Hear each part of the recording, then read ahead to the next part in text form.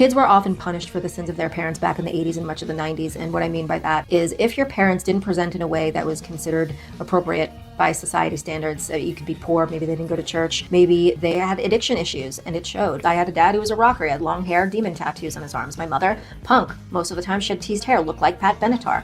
These things were not deemed appropriate in the 80s. If you were a child of these parents, teachers often treated you as guilty by association. And there was something that happened to me, pisses me off to this day. I was in the 2nd grade, and I believe that is 7 or 8 years old. I had a teacher by the name of Mrs. Cook. Mrs. Cook was the epitome of a yuppie. Mrs. Cook hated me, and she wanted me to know how much she hated me, and I never understood why. I physically was not polished like the other kids were, and I did not present as well as the other kids did because my parents also poor, so physically I didn't look like the other kids. So Miss Cook announces that we're going to be having a class party the day before we're set to go on Easter vacation. We're going to be making ice cream sundaes. The students were going to be asked to bring toppings from home, and then we're going to be watching Back to the Future.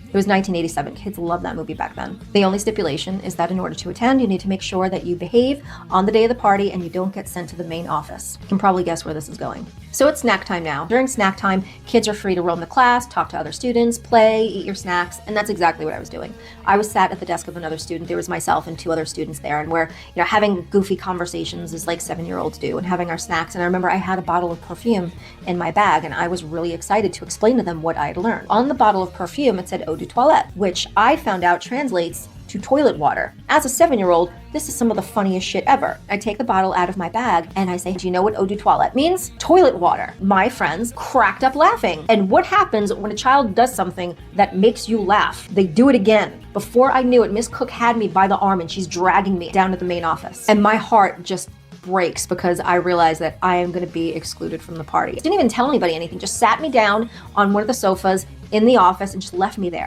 Hours go by and then all of a sudden Miss Cook reappears. So she leads me back to the classroom and the lights are off now. I look at my classmates and they're all sat at their desks eating ice cream. The TV was already wheeled into the classroom and it's now facing the class and the movie's on. But Mrs. Cook points to a chair against the blackboard front and center of the classroom and tells me to sit in the chair. Behind the TV, so I couldn't see the TV, but facing the class, so I can watch them eat their ice cream. And I shit you not, as I'm sat there, tears streaming down my face and sobbing, Miss Cook is sat there to my right like this.